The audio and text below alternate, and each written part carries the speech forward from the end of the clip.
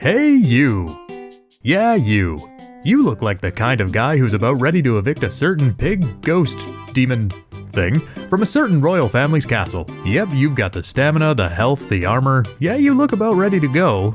But, well, let's just say it never hurts to do some extra prepping, you know what I mean? So for the very reasonably and compassionately priced fee of just 1,000 rupees... Alright, 500 rupees. Goddamn it, fine, how's free? Is free good enough for you? Fantastic. I love doing charity work. Well then, welcome to the Hero of Hyrule Video Shopping Guide, where I am going to show you exactly what items you're going to need to kick that calamity back to wherever the word calamity is used in regular conversation. First things first, let's have a look at the three main categories of equipment we're going to cover: arrows, weapons, and food. For each category, I'll be telling you exactly what items I recommend and my personal recommendations for where to acquire them. Let's get started, shall we? Arrows are probably the easiest type of equipment to run out of, and for good reason. With a strong enough bow, even regular arrows can be pretty deadly. But elemental arrows allow you to literally rain lightning, ice, or fire down on your enemies.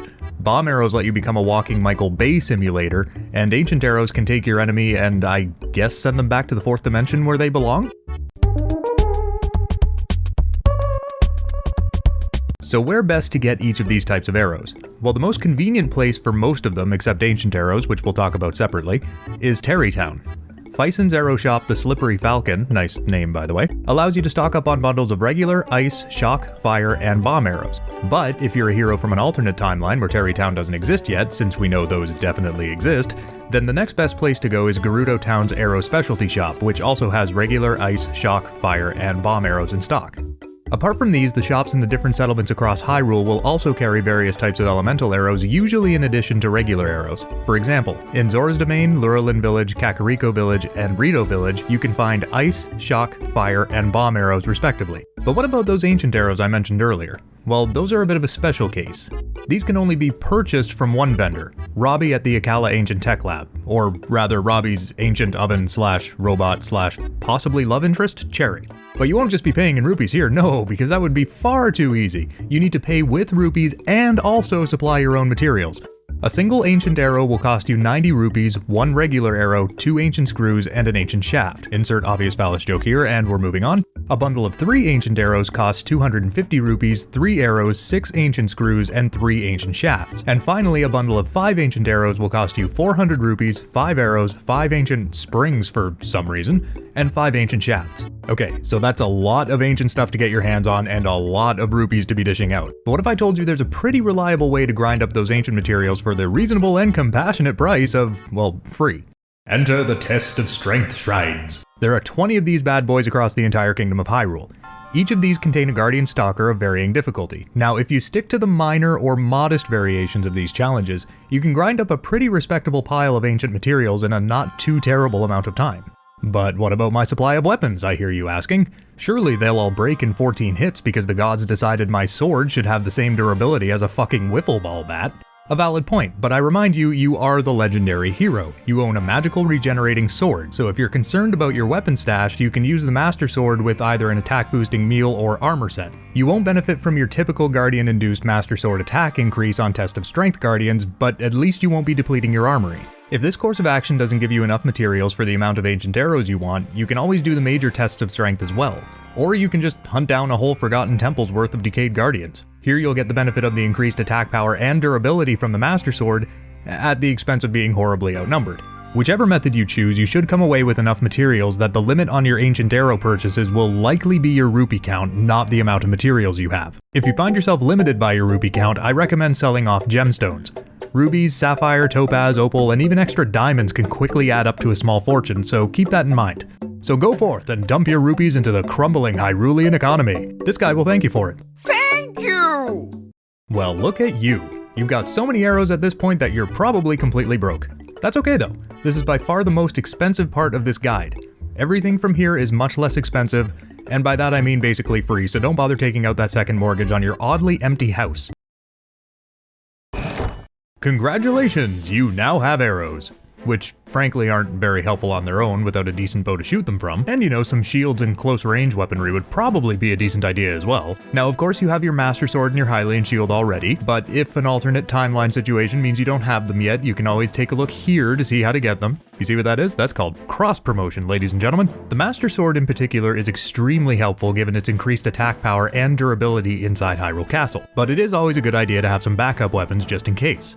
But in this vast kingdom, not a single person sells just regular ass weaponry, and no, I don't count Robbie or Cherry or whoever, because their prices for anything other than arrows are a little outside of the realm of reasonable. So it looks like the only way to purchase weaponry, see what I'm doing with the quotation marks there, is by, let's just say, forcefully donating them to yourself from some monsters that might already be carrying them. There are 3 easy methods for doing this. Bear in mind, you could just try to wreck some Lynels or enemy camps because they can have decent weapons, but we're trying to do things in the easiest way possible. The first and most obvious way is to just take weapons from regular run-of-the-mill enemies. You can just kill them to get their weapons, or if you don't feel like risking the swords and such that you already have, you can use some of your newly acquired shock arrows to disarm them. You can then accept their generous donation, and then leave the area without having to do any killing, because pacifism. Keep in mind that as long as you're dealing with Bokoblins, Moblins, or Lizalfos, 1 shock arrow from any type of bow is all it takes to disarm them, with the exception of electric Lizalfos because they're dicks. You can also parry an enemy's attack to disarm them from close range, but let's be real, that's difficult and it just feels way better to go all Thor on their asses. The second method is actually something a bit more familiar. You know those painfully thick Hinoxes? Well, they usually wear fairly decent weaponry on their necklaces. Now, I'm not suggesting you go and start hunting Hinoxes because you're a busy guy and they can take a while to dispatch. Instead, what I recommend is something you've done before. Sneak onto a Hinox's belly and steal their weapons while they're sleeping. Then you can just run away from them before they've even realized what's going on. You get some shiny new weapons and our thick one-eyed friends get to keep enjoying their mostly sedentary lifestyle. It's a win for everybody. Just do me a favor and shave off those weird neck beard hair things they've got going on while you're up there. They're too thick to be individual hairs and quite frankly, they're scaring me.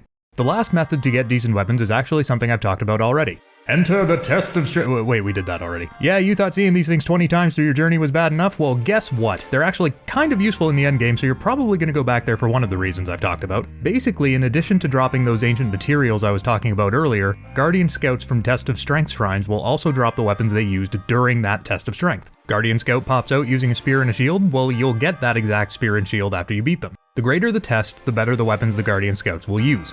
So a Guardian Scout in a modest test of strength will give better weapons than a Guardian Scout in a minor test of strength. So all this really comes down to is going into a test of strength shrine, beating the Guardian, and then picking up their weapons. If you're so inclined, you can use the weaker weapons from lower tier tests to go into higher tier tests, beat those Guardians, and then bring the weapons from the higher tier tests with you for future use. Even if you don't get exactly the weapon loadout you want, you'll still be picking up the ancient materials which are useful for ancient arrow purchases anyway. No matter how you look at it, the Test of Strength shrines are going to give you some useful stuff, so you may as well capitalize on having to be in there anyway. Well, look at you. Between lighting up enemy camps, stealing from sleeping thick boys, and revisiting our favorite type of shrine, you've built up quite the arsenal. But using all those weapons takes a lot of energy, and you're a growing boy, who happens to be like 118 years old. Listen man, you're gonna need food, so let's talk about food, alright? Sweet. So you're just planning on, like, charging into the castle? Not using Rivali's Gale to just get you to the top in, like, 3 seconds? I mean, that's fine and everything, it just means a lot of enemies. So I'm gonna have to recommend a couple of recipes. Cooking is literally the most overpowered thing you can do. Feeling sluggish? Cook some mushrooms and run faster than a blue hedgehog on a Red Bull bender. Not feeling sneaky enough? Eat this escargot dish and make Assassin's Creed look like a joke. Not feeling strong enough? Eat these bananas and kill gods. Now, in my opinion, you're only going to need 2 types of buffs for what you've got planned: health recovery and attack power increase. And lucky for you, ingredients for dishes that give these buffs are pretty easy to come by. Let's start with health recovery. Being completely honest here, you're going to take a beating when you get into the castle. Sure, you have your champion ability to come back from the dead, but that's only going to help you once per day. The safer method to rely on is cramming a plate full of food down your throat in the middle of a fight.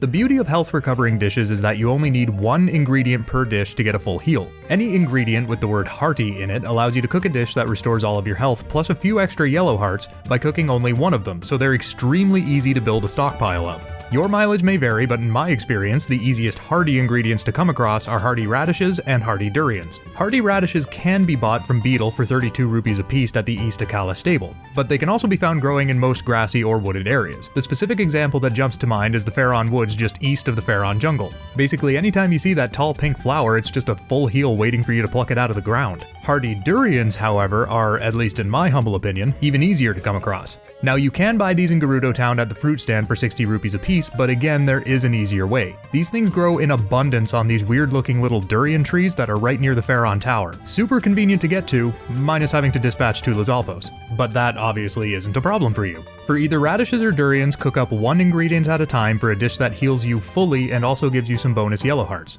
And that's it.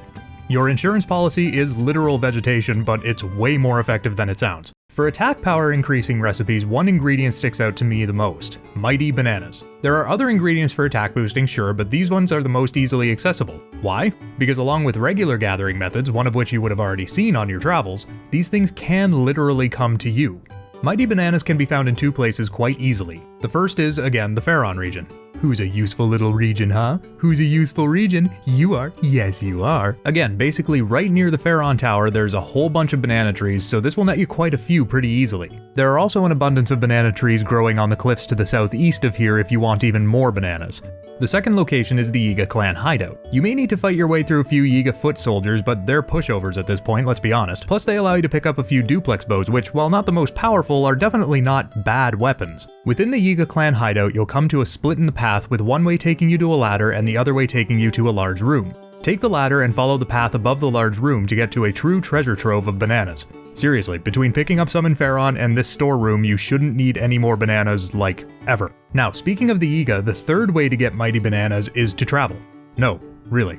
Just walk around aimlessly throughout Hyrule and wait to be ambushed by Yiga foot soldiers or blade masters. This isn't the most efficient way to get a whole stockpile, but it's free and it also allows you to get more duplex bows, wind cleavers, or demon carvers. Again, not the most powerful weapons, but certainly not bad either. So now that you have a bunch of bananas, my recommendation is to throw them all into a pot to get a bunch of mighty simmered fruit dishes. 5 mighty bananas cooked into one dish will give you a small amount of healing and a high level attack boost for 4 minutes and 10 seconds. Which should be more than enough to dispatch any enemies that are giving you a hard time. Disclaimer: I am aware that there are better recipes out there for strength increases, particularly some that can give you an attack boost for something like a half hour. I'm just going on what's easiest to do because this humble host doesn't have the patience for hunting dragons. So yeah. There are also different recipes out there which will give you different effects. Defense boosts, stealth boosts, speed boosts, they're all more than possible, but really just depend on the type of buffs you want to have. My opinion is that staying alive and hitting enemies like a truck are of the most importance, so these are the dishes I recommend, but by no means are they the only dishes you could bring with you. This is just my personal opinion on a situation where you're given a whole array of options. Well, I must say those pockets are looking pleasantly full now. You've got every kind of arrow imaginable, a good stash of weapons and food to either bring you back from the brink of death or allow you to cleave through enemies like a Skywalker through younglings. So now my role as your omniscient salesman slash host slash shopping list is at its end. Go forth now, my well-equipped friend, and slap that pig demon ghost man out of existence. Hyrule thanks you for your service. And so does this guy.